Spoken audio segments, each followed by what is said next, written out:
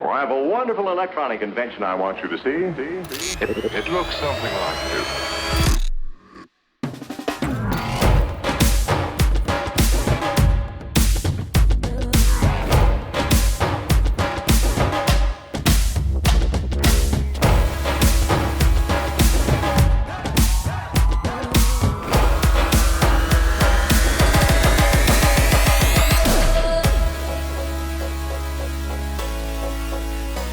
What's up, and welcome to another episode of Gizmo Slip Tech. So today I've taken what I believe are the three most powerful gaming laptops that money can buy. Now, I'm not going to go into a detailed performance analysis in this video because that would just make this video like 40 minutes long.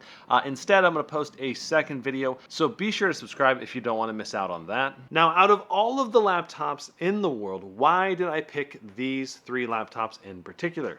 Well, first of all, they do have the 11th gen Intel i9-11980HK, which I believe is the best gaming laptop CPU available currently, though it's not that far ahead of the Ryzen 5900HX or the Intel 11800H. So it's not like there's a huge gap here, but it's just a little bit better. So basically, if you want to have the most powerful gaming laptop, period, you pretty much have to have these three things. I needed an i9-11980HK. I want a 150 watt to 165 watt RTX 3080, which is the most powerful GPU and the highest spec version of that GPU. And third, all three of these laptops have either a MUX switch or NVIDIA Advanced Optimus, allowing for GPU switching on the fly. If you want to be wise with your money and if you're on any kind of a budget at all, you probably will instead want to get a mid to slightly mid-upper range gaming laptop, preferably one that's on sale. Which actually brings us to our sponsor for today. Big shout out and thank you to Best Buy for helping support my channel. Now, I would personally never take a sponsorship from Best Buy unless I was expressly given permission to say whatever I want to about the deals on their websites. Now, to me, the number one reason to buy from Best Buy is an excellent return policy, and number two, a really good extended warranty service, which I have personally used both their return policy a number of times as well as their extended warranty to get my devices repaired, and it's been a good experience every time I've had to use it so far. That said, currently, right now, Best Buy is doing a number of deals. So popping over to Best Buy's site, now I've went ahead and pulled up the laptops that are on sale. Here's the HP Omen 15Z. This thing is a great bang for the buck at $12.99. You get a Ryzen 7 5800H and a very portable form factor overall. Great selection of ports, nice display. It's a very premium feeling laptop despite being made from plastic. Now we also have the Acer Predator Triton 300. This is a laptop that I really wouldn't recommend, mainly because we're dealing with only a 4-core CPU here, and it's a steep price for the money. Even at $1349, I'd say this laptop's probably only really worth around $1,200 if I were to put a number on it. We have the Asus TUF 17.3 inch, so this is one of the 17-inch displays, an i5, only 8 gigs of memory, and a GeForce RTX 3050 Ti. So the 3050 Ti is a bit weaker, but you're getting a very cheap price overall. If you're just a casual gamer, you'll probably do just fine with this one, but the lower VRAM and the lower CUDA cores on the RTX 3050 just provides like not an incredible gaming performance, and so generally speaking, I'd recommend saving some extra money and getting a 3060. If this was $799, I'd probably say this is a great deal. As it is at $899, you're going to need to upgrade the memory to 16 gigs as well, so it's hard for me to recommend this one in particular. And then we have the Asus ROG Flow X13. This is a 120 hertz 16 by 10 13.4 inch ultrabook that also it's like it flips backwards, like the whole, it's a reversible hinge, and you can also upgrade this later with an external GPU that doubles as the power brick. So this will get you by for casual gaming on the go, and then later on, if you want to, you can upgrade to the higher powered GPU power brick, but it's off sale for $100 discount. I think this is a great option if you're looking for something just ultra portable that has really great CPU performance, and good overall value on the go, like in the ultra portable category. Next up, we have a creator's dream laptop for the money. This thing is $600 off from $1899 down to $1299. Now at $1899, definitely a very steep price for a RTX 3060. This is a 105 watt RTX 3060, but the real crowning jewel of this one is it's a 4K OLED creator-oriented laptop that can also game really well. So you're looking at 4K 60 hertz display with just ridiculously great brightness and color gamut, 1 terabyte SSD. This thing's going to play games really well. Got a full numpad. I really like this laptop overall. If I had to pick between the HP Omen 15Z and this one, I would generally recommend this one if you like the 4K OLED. If you're like more of a casual gamer or you don't really need a high refresh rate display, this is the way to go. Otherwise, that Omen 15Z will probably be a bit better of a gaming laptop because of the higher refresh rate display. Now, Best Buy is constantly shifting around the deals on their site, so you never know which laptops might go on sale, and it's definitely worth checking out Best Buy's site every now and then just to see what's going on if you're in a market for a new laptop. So big shout out and thank you to Best Buy once again for helping support my channel. Let's get back to the topic at hand. Now there are a ton of laptops that are almost as powerful as these ones, but not quite. And honestly, some of these other laptops are going to be better bang for the buck because they might cost significantly less money, but provide 85 to 95% of the same performance pretty much across the board, or really close to that in the vast majority of games. So I'm not advocating that you have to buy one of these three laptops or you're buying a crappy laptop at all. What are some of these laptops that almost made this list? Well, I would say that we have the Asus Strix Scar 15 and 17, the Zephyrus S17, which is very close, and I almost put it on this list, but sadly the Zephyrus S17 does not have a 150 watt TDP RTX 3080. Then you also have the Electronics Prometheus and Mech 15 G3. These have high TDP GPU and CPU options, but they don't have Intel 11th gen CPU options available yet. But if they do add them, then they would be very competitive potentially with the laptops on this list. The new Razer Blade 17 is very promising, but it has a lower overall TDP on the CPU and GPU compared to the laptops in this video. Then we have the MSI GE76 and GP66. These don't have 150 watt GPU TDPs. And then we have the Alienware M17 R4. Again, high TDP, but no i9 11th gen. All of these laptops are close to as powerful as these big three, but they're just not quite. Okay, so here are the specs breakdown on all three of these devices and the current price as I found them today.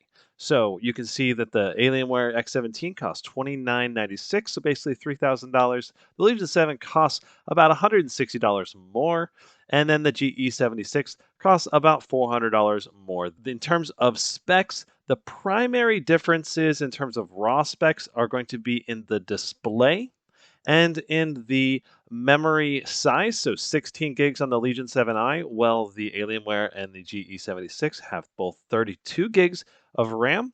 Now you can configure the Alienware X17 to come with XMP RAM. The Legion 7i does not currently support XMP memory, but the GE76 does allow for some memory tuning in the BIOS after you get it, but you can't buy it with the XMP memory that I'm aware of currently. And then the other thing here that's very important to note is that we have Advanced Optimus on the Alienware X17 and Legion 7i, while the GE76 has only a mux switch, which is going to require a restart if you want to switch between battery savings mode, basically, and full performance mode.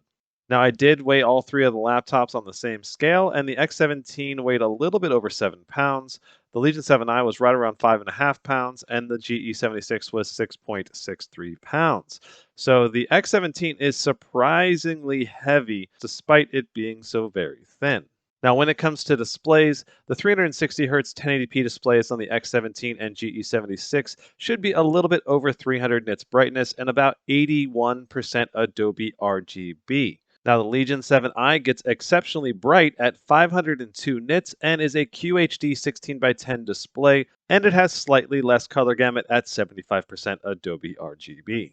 Now, I also wanted to mention that the GE76 has a QHD 240Hz option that's been teased, but is basically unavailable. I've never seen it sold in the United States so far. Though I expect when QHD 240Hz display options become more readily available, probably all three of these laptops will eventually be given that display option. Now, all three of these laptops come with a 1 TB PCIe. What are the key differences here in terms of TDP and raw performance right out the bat? Well, you can see I have included three different TDPs actually for the CPU. Now, this first TDP is when the GPU is under a rock solid, steady 150 watts of demand. This is in my stress test. I ran the Firestrike physics test and the Heaven benchmark at the same time. And all three of these RTX 3080s pulled about 150 watts in this test, maybe a little bit less, like 145 to 150, depending on how demanding it was in the moment. But the CPU on each of them is tuned dramatically differently in this stress test. The Alienware X17 dropped down to 30 watts of continuous power, the Legion 7i dropped to 45 watts of continuous power, and the GE76 dropped to about 63 watts of power, which is actually very, very good. And I'm gonna talk about why it's able to do this here in a moment. Now, the second item here is the watts of power in Call of Duty Warzone, at least the peak watts in typical gameplay. So the Alienware X17, I was seeing up to 70 watts of power, but it was like 60 to 70-ish, depending on the area you're in. For the Legion 7i, it was like 45 to 60, but it would hover around 60 pretty often. The GE76, it would just cap out around 63, but it would also go down as it didn't need the CPU power, depending on what area of the map you're in. Now, this last TDP for the i9 processor is the raw CPU only TDP. So if you're running say a Cinebench R23, this is the rough TDP that the laptop kind of tunes itself to. Now, it's very important to note because the i9-11980HK is an unlocked processor. This means that we can increase the power limit to higher levels if the laptop can disperse the heat and not thermally throttle. Now, the Alienware X17 could do about 100 watts of continuous power, and it was right on the edge of thermal throttling at 100 degrees Celsius, pulling this kind of power. The Legion 7i was pulling 90 watts of power, and it really wasn't that close to being thermally throttled. It was in like the 80s. Stock, no undervolt. These are all stock, no undervolt right here. Now, for the MSI GE76, we did 75 watts of power, but it was right on the edge of thermal throttling at that 75 watts limit. So why is the GE76 so much lower than the X17 and Legion 7i? Let's take a look at their heat pipe solution. First up, we have the Alienware X17. You can see we have an inverted motherboard. So if you want to take a look at the heat pipes thermal solution, we're going to have to basically just look at Alienware's marketing material to see what they've done. And you can see that out of the heat pipes here, we have two big beefy shared heat pipes between the GPU and CPU, and then we have one dedicated heat pipe to the CPU and GPU as well. So overall, you can see we have a quad fan design that's moving a ton of air, but this does limit the ports on the side of the device. Moving on to the Lenovo Legion 7i, you can see we have a huge vapor chamber heat pipe combination going on here. It's a very impressive thermal solution from Lenovo in a chassis that's this thin and light. Now, this user on Discord shared with me the underside of the thermal solution, so we can get a little bit better idea of what's going on here. And you can see that we have these big, beefy heat pipes and then vapor chamber cooling sections along with all of these pads connecting with the VRMs. And it's very important to note that we have predominantly shared heat pipes between the CPU and GPU, though it's hard to see exactly what's going on. So what about the GE76? Why is the CPU performance so much lower? Well, just look at what we have here. We have two heat pipes, one little tiny thin one going out to half of this fan, and then a one beefy heat pipe that is a shared heat pipe that goes around this fan, kind of wraps down on this side as well. But this means that the CPU here is a basically full dedicated two heat pipes to the CPU, and it's going to be pretty much independently cooled from the GPU, which is going to be great for GPU cooling because then the CPU heat never kind of saturates the GPU coolers. And this also means that the GE76 will be able to push high watts of power to the CPU even when the GPU is pulling maximum load. While the X17 and the Legion 7i can share the heat between the CPU and GPU, allowing the CPU to boost much higher when the GPU is idle. Now, I also want to mention that the models I actually was able to benchmark and test and get my hands on were a little bit different than the optimal model. So in all of the benchmarks coming up, I've clarified which model I pulled which benchmark from and where I found them, and know that I had to find some of the benchmarks online, and I'll link in the description to the source of the benchmark. So I've pulled some of the benchmarks from Kit Guru, Jared's Tech, and Lisa from Marble Tech Review. Definitely go check out all of those reviewers if you want to find out some more information. Links in the description down below. So you can see that for the Alienware X17, I was only able to get my hands on the 4K 120 hertz version of the laptop, and this does not have NVIDIA Advanced Optimus, only regular Optimus. So we're dealing with a CPU bottleneck here on the CPU-bound games. But I did test with an external monitor for a bunch of the games, so we have both versions of the benchmark available to us. And then for the MSI GE76, the actual unit I got my hands on was the $28.99 version that has the 10th gen 10870H 8-core processor, but the CPU TDPs should be very similar to what I had in my unit. Basically, the CPU is just swapped out. Had almost all the same specs. It has a MUX still, but it's only 300 hertz display at 314 nits brightness and 75% Adobe RGB. So first up, we have 3D Mark Timespy graphics score, and you can see that both GE76s are a little bit ahead of the X17 and the Legion 7i. Now, I want to point out that this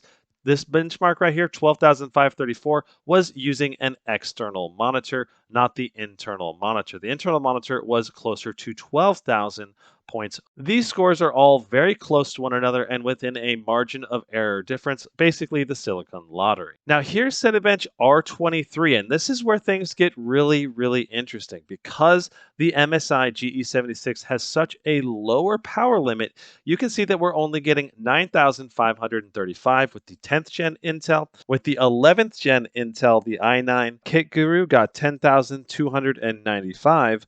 Well, Jared's Tech got 11,889, so a pretty big jump up here. I'm guessing the difference here is probably fan profiles, maybe with cooler booster enabled when Jared tested it. It's hard to know exactly the reason. I don't think we could have that big of a difference just from the silicon lottery. This is really not a great showing for the i9, in my opinion. For the i9 to really shine, it needs closer to 100 watts of power. So when the Legion 7i and the Alienware X17 are all stock, you can see the Alienware can run up to 100 watts of power, though it does run into some thermal throttling, dropping the clock speed just a little bit. And that's why the Legion 7i is able to slightly outperform it, even though it has a 90 watt power limit instead of 100 watt. Now, when you add an undervolt to that 100 watt power limit, you can see that we're jumping up above the Legion 7i with the Alienware X17, pulling 14,371, which is fantastic performance overall. But here's the thing, at the 100 watt power limit, we're getting minor thermal throttling. So at 14,371, we're really not seeing the full potential. Now, the Legion 7i has even better cooling than the Alienware X17. And when I raised the power limit above 90 watts, you can see that it averaged 97 watts during this test with a minus 80 millivolt undervolt. It managed to get 15,023, beating out the Alienware X17 after you tune it for improved performance. And it did this score all without thermal throttling. Now, I did not push the Legion 7i to the maximum possible potential, but it is definitely possible to do some minor overclocking, maybe up to 4.6 or 4.7 gigahertz on all-core turbo. I think this is absolutely superb CPU performance, and I really got to congratulate Lenovo for engineering this device to be an absolute beast. So how do these laptops stack up in a couple of game benchmarks? So taking a look at Red Dead Redemption 2, you can see the 10th gen Intel GE76 got 75 FPS. Now, I could not find the i9 version of this benchmark for the GE76. Now, the Alienware on the internal display got 81 FPS, matching the performance of the SCAR 15 RTX 3080 130 watt. Now, when I hooked it up to an external monitor, it boosted up to 85 FPS, but the real icing on the cake here is the Legion 7i pulling 91 FPS, topping out my chart and taking Red Dead Redemption to a whole nother level. And the last benchmark we're going to take a look at for this video is the Shadow of the Tomb Raider 1080p. This is a very CPU and memory sensitive test. Now, the MSI GE76 Raider with the RTX 3080 and the i9 got 122 FPS. Now, I'm not sure exactly why Lisa at Mobile Tech Review got 20 FPS less than Jared's Tech, but look at that, 142 FPS with the exact same spec laptop. I believe Lisa may have been running it in a lower fan profile, while Jared was probably running it with max fans and extreme performance. I suppose it's also a possibility that the RAM is slower in Lisa's GE76 compared to the RAM in Jared's. The Legion 7i with the stock RAM got 126 FPS. Now, this RAM is a bit slower, okay? I want to make that clear. And you can definitely see the difference here when you compare it with the faster Crucial 32 gigs RAM. Again, from the user Bea on Discord, they were able to get 141 FPS with all stock settings in this benchmark. Absolutely insane. Now, the Alienware X17 with an RTX 3080 on an external monitor got 137, which is the highest I've personally ever tested a laptop in this game. So there's some basic comparison benchmarks between these three laptops. I'll have more benchmarks and comparisons to come, but let's go ahead and talk about how these laptops stack up in terms of general features and usability. All three of these have a great keyboard to type on once you get used to the feel of them. The Legion 7i is my favorite overall because of the layout, including a number pad and the soft feel of the keys. The GE76 has the second best layout and includes a numpad, has good depth to it. The X17 has the Cherry MX mechanical switches that provide great feedback, but they take a bit to get used to. And the X17 lacks a number pad and backlighting for the secondary key functions, which makes it really hard to, say, adjust the brightness at night or use one of those secondary key functions. Now, as far as design goes, all three of the designs are incredible. The X17 with the white exterior and the black interior, with the light up touchpad and the Tron light on the back, the Legion 7i with the metal build and the lights that go all the way around, including the vents, the GE76 with the almost all metal build with very rigid build quality and the beautiful light bar in the front, and the per key RGB keyboard, which of course all three of those have that. The one downside with the GE76 is that the RGB lights I think could be a bit brighter, since the X17 and the Legion 7i both have much more vibrant and bright RGB lights. All three of these laptops have superb build quality and craftsmanship in my opinion. I give them all a 10 out of 10 for premium quality. When it comes to touchpads, all three of them are equally functional, though the Legion 7i has a slightly larger touchpad. The X17 wins out in my opinion because it's just too cool having an RGB touchpad. I mean, it's pretty freaking sick. Though I do wish the light up touchpad would stay lit up longer. It does not need to be permanently lit up, but I think it has like a 15-second timeout, and that's just too short. I want it to be like 2 minutes or something, because then at least it's not constantly turning off and turning on as I'm like browsing the web and pausing for a little bit. Now when it comes to speakers, the GE76 is the best in my opinion, with excellent mids, highs, and a reasonable bass and very good volume. The Legion 7i is a very close second, though I wish it could get just a little bit louder and maybe just a little bit clearer,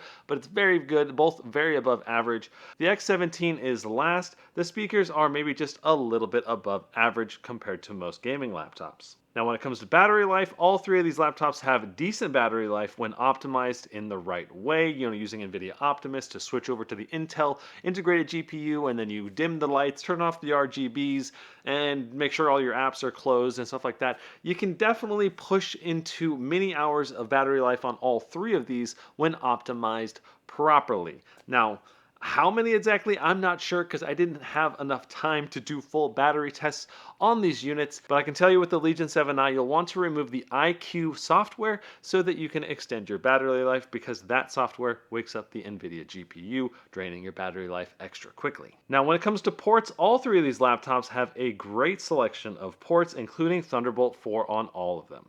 The Legion 7i has the most USB ports overall, with 3 A's and 3 Type-C's, and 2 of those are Thunderbolt 4s. But the 7i lacks an SD card slot, while the X17 has a micro SD card slot and the GE76 has a full-size SD card slot. I do like the GE76 port placement better though, since it has a lot of the ports on the sides, while the X17 and Legion 7i has most of the ports located on the rear of the device, especially all the USB-A's, which makes it kind of a pain in the butt if you need to plug in a lot of USB-A's all the time. Now the 7i also has a webcam shutter button that disconnects the webcam for privacy, which is nice, especially if you live in a state maybe where the government might be spying on you more. We do have Windows Hello on the X17, so that allows us to log in very quickly and easily, and I love Windows Hello, and this is the only one of the three that has this option. 17, it likely comes with slower RAM. Hey, it found my face again and logged me in before I could touch the keyboard. Now for fan noise, all three of these get very loud with maximum fans, and they can all perform well at reasonable fan levels or at quiet fan levels, depending on what kind of performance versus noise level you want. That said, the Alienware X17 kind of has a whistling sound. When you're on like medium or low fans, it's especially noticeable on the right side fan. And someone did email me about this on their X17, so I don't think this is just my X17. This may plague all of them, or at least a number of them, but I found it to be just a little bit annoying.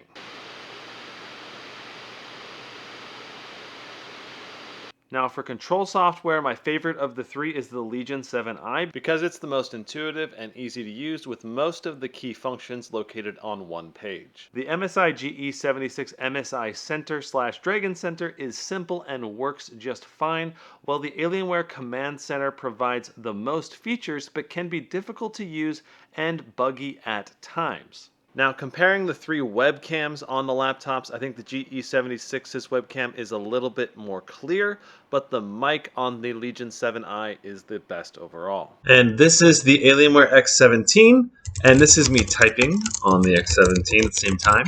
This is the webcam on the Legion 7i. This is with me typing. This is the web camera for the MSI GE76, and this is with me typing. Now I want to make it clear that I think anyone pulling any of these three laptops out of their backpack are going to have a great time gaming.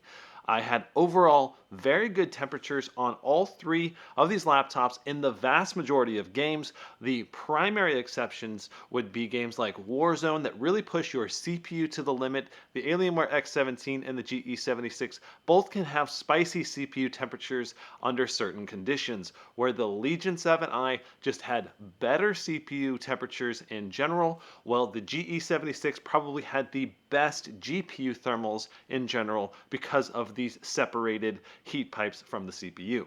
But if I had to pick just one of the three to put in my own backpack, That's going to be the Legion 7i. And I am actually putting my money where my mouth is because the Legion 7i is going to be replacing my Scar 15 as my laptop. So in the end, the Legion 7i I think has the best blend of everything from CPU performance to GPU performance, advanced Optimus, a great QHD display, more portable while still having good thermals. And for a content creator like me, the display is kind of right in the sweet spot. I'd rather have higher resolution rather than super high refresh rate. But for those of you that are esports players, I don't think the Legion 7i is necessarily a bad choice, but I would say the Alienware X17 with the 360 Hz display is going to give you an advantage in some of those games, especially games where you can hit really high refresh rates like in Fortnite or Apex Legends. Overall, out of all laptops at all price points, I think right now, my #1 gaming laptop of the year so far for 2021 is the Legion 7i. We'll see if any laptop can beat it before the end of 2021. And if you're in the market for a gaming laptop, I highly recommend checking out my comparison spreadsheet comparing all of the available gaming laptops so far in 2021, which I'll link in the description down below. If you enjoyed this video, be sure to hit the like button, and if you want to see more of my content, hit that subscribe button. Thanks so much for watching. I'll see you in the next one. Brandon out. Huzzah.